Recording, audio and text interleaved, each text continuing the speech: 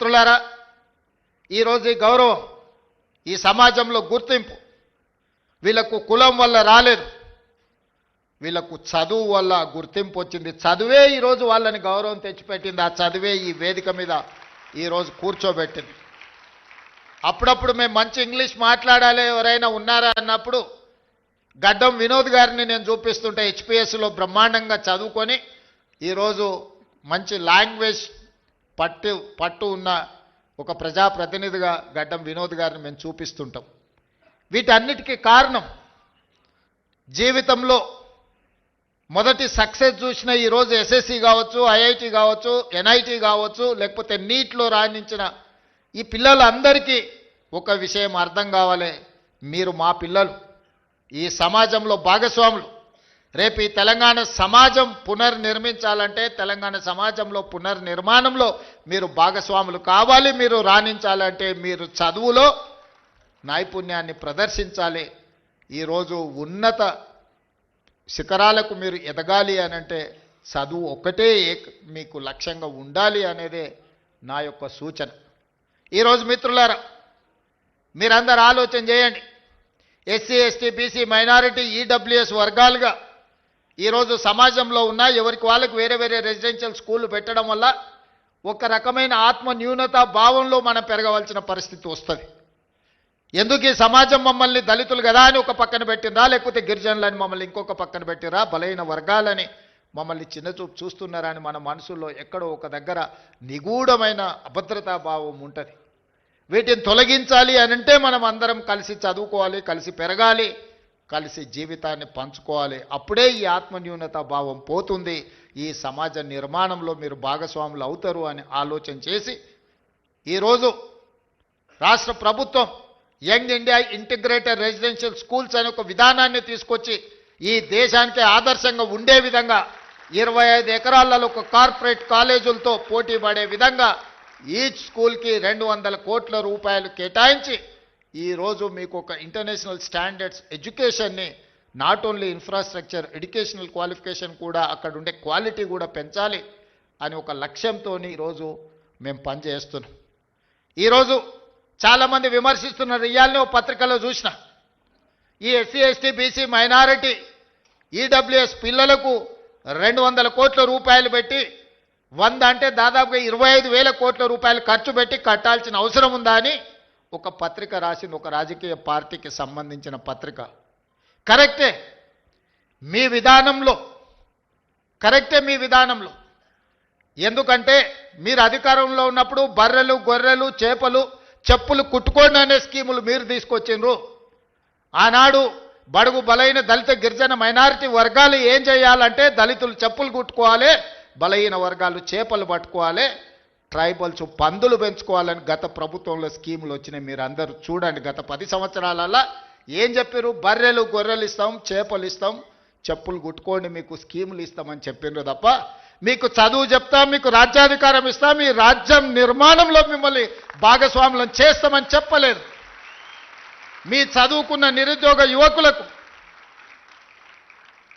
పీజీలు, పిహెచ్డీలు చదివి ఇవాళ చాలామంది పేదోళ్ళు, నేను గ్రామీణ ప్రాంతం నుంచి వచ్చిన, గ్రామీణ పరిస్థితులు ఎట్లుంటాయో క్షుణ్ణంగా అవగాహన ఉన్నవాడిగా చెప్తున్నా. తల్లిదండ్రులు ఉపాధి హామీ కూలికి పోయి ఇళ్లల్లో పాచి పనులు చేసి రూపాయి కూడబెట్టి వాళ్ళ పిల్లల్ని ఉస్మానియా కాకతీయ యూనివర్సిటీలకు పంపించి పీజీలు, పిహెచ్డీలు చదివిస్తే మళ్ళీ చదువుకున్న యాదోల పిల్లగాడు ఊరికెళ్ళి గొర్రెలు పెట్టుకోవాలంట, దళితుల పిల్లలు చెప్పులు కుట్టుకోవాలంటే దీనికోసం ఆ తల్లిదండ్రులు కష్టపడి పీజీ, పిహెచ్డీలు చదివించిందని నేను అడుగుతున్నా. ఎందుకు ఆ 10 సంవత్సరాలలో ఉద్యోగ నోటిఫికేషన్లు ఇవ్వలేదు? ఉద్యోగ నోటిఫికేషన్ల కోసం ఉస్మానియా కాకతీయ యూనివర్సిటీల నుంచి మొదలు పెడితే అశోక్ నగర్ చౌరాస్తా వరకు నోటిఫికేషన్ల కోసం అల్లాడిన పిల్లలు లేరా? తెలంగాణ ఉద్యమంలో ఒక్కరైనా మీ పిల్లలు చచ్చిండ్రా? చచ్చిపోయిన పిల్లలందరూ ఈ పిల్లలే కదా.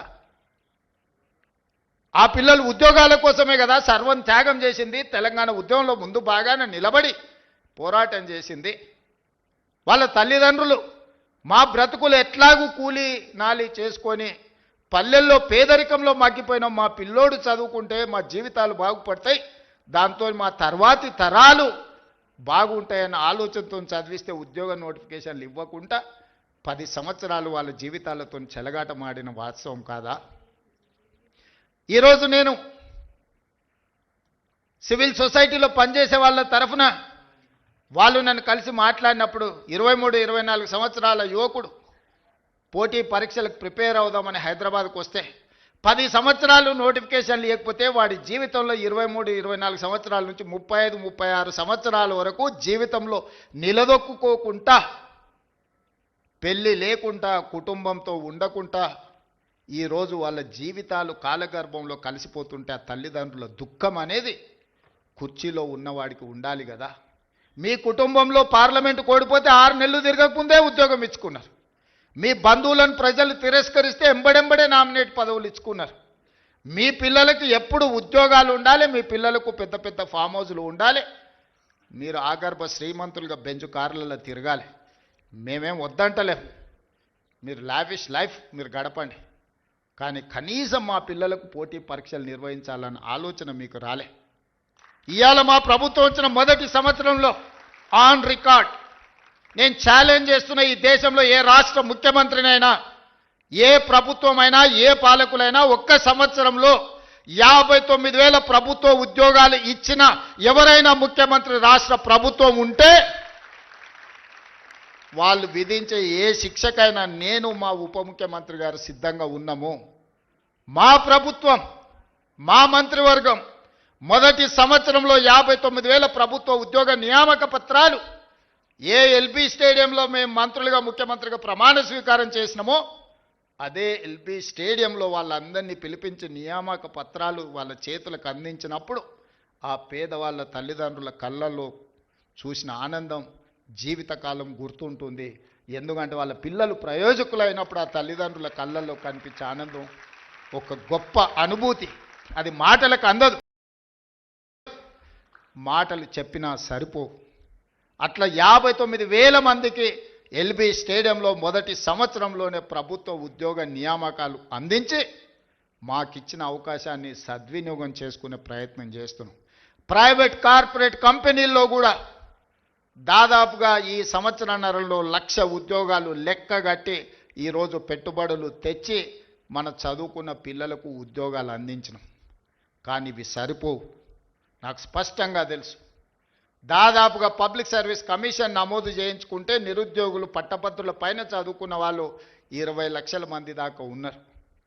వీళ్ళందరికీ ప్రభుత్వంలో ఉద్యోగ అవకాశాలు వస్తాయంటే రావచ్చు, రాకపోవచ్చు. కానీ ప్రభుత్వం పెట్టవలసిన పోటీ పరీక్షలు పెట్టి ఫలితాలను ప్రకటిస్తే వాళ్ళు జీవితంలో ఇంకో ఓపి ప్రయాణం చేస్తారు. పరీక్షలు పెట్టకుంటుంటే ఆ పరీక్షల కోసమే 10 సంవత్సరాలు అశోక్ నగర్లను, అమీర్పేట్ చౌరస్తాలను, దిల్సుఖ్ నగర్లను కోచింగ్ సెంటర్ల చుట్టూ తిరుక్కుంటూ యుక్త వయసు మొత్తం కాలగర్భంలో కలిసిపేసిన తర్వాత వాళ్ళు ఎందుకు ఉపయోగపడతారు? అందుకే పోటీ పరీక్షలు ఎంబడెంబడే పెడితే గత 10 సంవత్సరాలలో పరీక్షలు పెట్టట్లేదని రోడ్ల మీద ధర్నాలు చేసిన నిరుద్యోగ యువకులు ఇంత మీద పరీక్షలు పెడితే ఎట్లా, కొంత వాయిదా వేయండి అని ధర్నాలు చేసిన చరిత్ర ఎప్పుడైనా ఉందా? మొదటిసారి మన ప్రభుత్వంలో మొదటి సంవత్సరంలోనే ఆ సిచ్యువేషన్ చూసినాం. నా బాధ, నా ఆవేదన ఒక్కటే, నా ఆలోచన ఒక్కటే, పరీక్షలు వాయిదాలు పెట్టినా కొద్దిగా ఆ పిల్లలు ఇంకో పని చేసుకోరు, ఇంకొక దానికి ప్రిపేర్ అవ్వరు. 65 రోజుల్లో 11,000 మంది టీచర్ల నియామకాలు చేపడితే 3 లక్షల మంది పరీక్షలు రాసింది, ఉద్యోగాలు ఇచ్చింది 11,000 మంది. మరి దాదాపుగా 2,89,000 మంది ప్రత్యామ్నాయం ఎత్తుకుంటారు. పరీక్ష అయిపోయి ఫలితాలు వస్తే ఇక మాకు ప్రభుత్వ టీచర్ ఉద్యోగానికి అవకాశం లేదు, మేము జీవితంలో ఇంకో ప్రయత్నం చేసుకోవాలి, ఇంకో పని చేసుకోవాలని ఆ దిశగా వాళ్ళు ఆలోచన చేసుకునే అవకాశం ఉంటుంది. ఈ రకంగా గ్రూప్ 1 పరీక్షలు 563 కంబైన్డ్ స్టేట్లో కూడా అన్ని ఉద్యోగాలు ఎప్పుడు ఇవ్వలే. ఆనాడు గ్రూప్ 1 పరీక్షలు మీకు తెలుసు, గత ప్రభుత్వం పరీక్షలు పెడతామని చెప్పి పెట్టి ప్రశ్న పత్రాలు జిరాక్స్ సెంటర్లలో పల్లి బఠానీలలాగా అమ్మి వాళ్ళకు కావాల్సిన వాళ్ళను పరీక్షలలో పాస్ చేసుకున్న పరిస్థితి వస్తే పట్టుకొచ్చి లోపలేసి రద్దు చేసి కొత్త పరీక్షలు పెట్టినాం. దాదాపు 5 లక్షల మంది ఈరోజు ఆ పరీక్షలకు ప్రిపేర్ అయిన. నియామక పత్రాలు అందించేటప్పుడు వండుకున్న వంట నోట్లో పెట్టుకునే సందర్భంలో ఈరోజు కింద పడేసి పొలిటికల్ లిటిగేషన్స్ ఈరోజు కోర్టులు వేసి నియామక పత్రాలు అందకుండా ఆపినరు. ఇది ఒక ఆవేదన. ఎందుకంటే సమాజానికి మంచి చేద్దాం అనుకున్నప్పుడు కొంతమంది ఇట్లాంటి వాళ్ళు ఉంటారు. ఇవాళ group 1, group 2, group 3, group 4 exams పారదర్శకంగా నిర్వహించడమే కాకుండా ఫలితాలను ప్రకటించి నియామక పత్రాలు అందించి తెలంగాణ రాష్ట్ర ప్రభుత్వం తన బాధ్యతను నెరవేర్చాలనుకుంటుంటే ఈరోజు గ్రూప్ 1లో 563 మంది స్టేట్ లెవెల్ ఆఫీసర్స్ని ఈరోజు 89% ఎస్సీ ఎస్టీ బీసీ మైనారిటీలు సెలెక్ట్ అయినారు. అందులో 89% గ్రూప్ 1 పరీక్షల్లో దాదాపుగా ఎస్సీ ఎస్టీ బీసీ మైనారిటీలు ఈడబ్ల్యూఎస్ వాళ్ళు ఈరోజు సెలెక్ట్ అయినారు. ఇవాళ నోటి కాడికొచ్చిన ముద్దను ఎవడో కింద పడేసి మట్టిపాలు చేస్తే ఆ తల్లిదండ్రుల దుఃఖం ఎట్లుంటుందో ఒకసారి ఆలోచన చేయండి. ఇవాళ 563 మంది గురించి నేను మాట్లాడతలేను.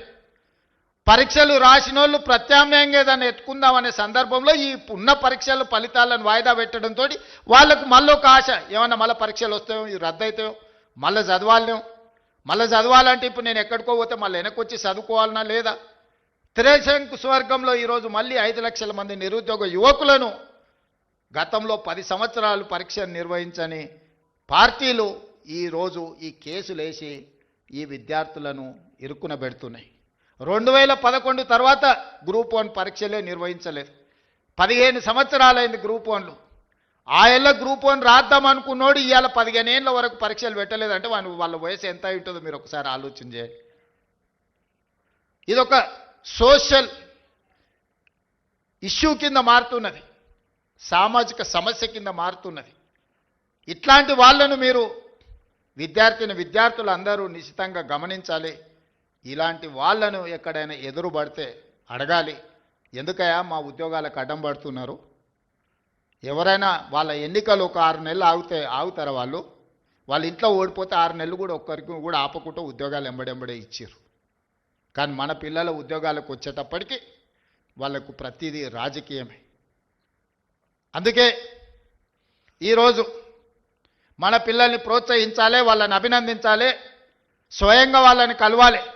ఇక్కడున్న అందరు నేను అడుగుతున్న, తెలంగాణ వచ్చిన 10 సంవత్సరాలలో ఎప్పుడన్నా ముఖ్యమంత్రిని కలిసిరా? మీరు కలిసిరా? ఎవరైనా కలిసిన వాళ్ళు ఎవరైనా ఉంటే చేయొద్దండి. కానీ నేను మిమ్మల్ని రెగ్యులర్ కలుస్తూనే ఉన్నా కదా. ఇది తేడా. ప్రజాపాలనకు దొరల పాలనకు. ముఖ్యమంత్రి అంటే ఆకాశంలోకి వెళ్ళి ఊడిపడ్డ పదవి కాదు, అది ప్రజలు ఆశీర్వదించి, ముఖ్యంగా దళితులు, గిరిజనులు, ఆదివాసీలు ఆశీర్వదిస్తే ఈ కుర్చీ వస్తుంది. ఆ కుర్చీ వాళ్ళ కోసం కాకుండా మన కోసం వినియోగించుకోవడం కాదు. అందుకే మీ మధ్యలో ఉండాలి, మీతో ఆలోచనలు పంచుకోవాలి. ఇదే కాదు, సివిల్స్ గతంలో మన దగ్గర ఐఏఎస్లు ఐపీఎస్లు సెలెక్ట్ తక్కువ అయ్యేవాళ్ళు. ఎందుకంటే కోచింగ్కి వెళ్ళాలంటే ఢిల్లీకి వెళ్ళాలనో ఇతర ప్రాంతాలకు వెళ్ళాలన్నట్టుగా ఉండే. మన దగ్గర ఉన్న కోచింగ్ సెంటర్లు లిమిటెడ్. అందుకే బట్టి విక్రమార్క గారితో మాట్లాడి సింగరేణి సంస్థ నుంచి సివిల్స్కు ప్రిలిమ్స్ పాస్ అయినా మెయిన్స్ పాస్ అయినా వాళ్ళ ఫీజుల కోసం ప్రోత్సాహకం అందించాలని రాజీవ్ అభయ హస్తం కింద వాళ్ళకు లక్ష రూపాయలు మొదటి విడత, రెండోసారి ₹1,00,000 ఇస్తే ఈరోజు చాలామంది మన గిరిజనులు, మన బీసీల పిల్లలు ఐఏఎస్లు ఐపీఎస్లు క్లియర్ చేసిండ్రు. ఆ పిల్లలు కలవడానికి వచ్చినప్పుడు ఐ ఫెల్ట్ వెరీ హ్యాపీ. ఎందుకంటే అరే మన పిల్లలు సాధించిండ్రు. మన రాష్ట్రానికి వచ్చినా రాకపోయినా ఏ రాష్ట్రంలో అయినా ఐఏఎస్లు ఐపీఎస్లుగా వాళ్ళు ఉంటే, కేంద్ర ప్రభుత్వంలో ఉంటే మన రాష్ట్రానికి ఉపయోగం ఉంటుంది. ఇవాళ ఇక్కడికి వచ్చిన పిల్లలందరికీ నా సూచన ఒక్కటే, మీరు జీవితంలో తొలి మెట్టు ఎక్కబోతున్నారు. ఇప్పుడు ఎన్నో అట్రాక్షన్స్ ఉంటాయి, లైఫ్ అంతా కలర్ఫుల్గా కనిపిస్తుంటుంది, రకరకాల ఫ్రెండ్స్ ఉంటారు, అన్ని రకాల వాళ్ళు ఉంటారు. మనం నెక్స్ట్ లెవెల్కి వచ్చినప్పుడు ఇంటర్ నుంచి డిగ్రీయో లేకపోతే ఇంజనీరింగో లేకపోతే డాక్టర్లు పోయినప్పుడు ఇవన్నీ కూడా మనల్ని అట్రాక్ట్ చేస్తుంటాయి. కానీ జీవితంలో 25 సంవత్సరాల వయసు వచ్చే వరకు నిబద్ధతతోని కష్టపడి చదువుకొని కెరీర్లో రాణిస్తే ఆ తర్వాత 40-50 సంవత్సరాలు ఈ సమాజంలో గౌరవంతో బ్రతకొచ్చు. డాక్టర్లుగా, లాయర్లుగా, ఇంజనీర్లుగా, ఐఏఎస్లుగా, ఐపీఎస్లుగా, ఐఎఫ్ఎస్లుగా, ప్రజాప్రతినిధులుగా, ఎమ్మెల్యేలుగా, ఎమ్మెల్సీలుగా, ఎంపీలుగా, మంత్రులుగా, ముఖ్యమంత్రులుగా రాణించడానికి అవకాశం ఉంటుంది మొదటి 25 సంవత్సరాలు కష్టపడితే. ఈ మొదటి 25 సంవత్సరాలలో 15 సంవత్సరాల నుంచి 25 సంవత్సరాలు అత్యంత కీలకమైన సమయం. ఇప్పుడు మీరున్న వయసు. ఎన్నో రకాల ఊహాలోకాల్లో తిరుగుతుంటాం, ఎన్నో రకాల అట్రాక్షన్స్ మనల్ని అట్రాక్ట్ చేస్తుంటాయి.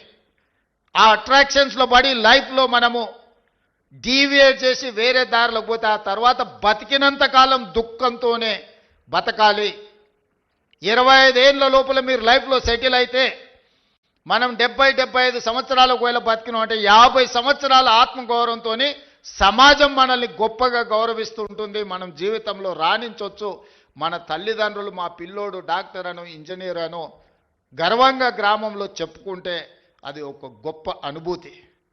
కానీ మొదటి 25 సంవత్సరాలు ముఖ్యంగా 15 ఏళ్ళ నుంచి 25 ఏళ్ళ వయసులో తప్పుదారి పడితే ఆ తర్వాత జీవితాంతం తల్లిదండ్రులు కూడా తలదించుకునే పరిస్థితి, మన కన్న తల్లిదండ్రులకు మనం పెరిగిన గ్రామానికి కూడా చెడ్డ పేరు వస్తుంది. ఇవాళ ఇక్కడికి వచ్చిన విద్యార్థులకు కష్టపడండి. మీలో టాలెంట్ ఉంది, మీలో సెల్ఫ్ కాన్ఫిడెన్స్ ఉంది. ఇక్కడ ఉన్న వేదిక మీదకి వచ్చిన పిల్లల్ని చూస్తే మాకు సర్ప్రైజ్. మేము చదువుకుంటాం, మాకు అంత కాన్ఫిడెన్స్ కానీ మాకు అట్లాంటి అవకాశం కానీ ఎప్పుడు రాలే.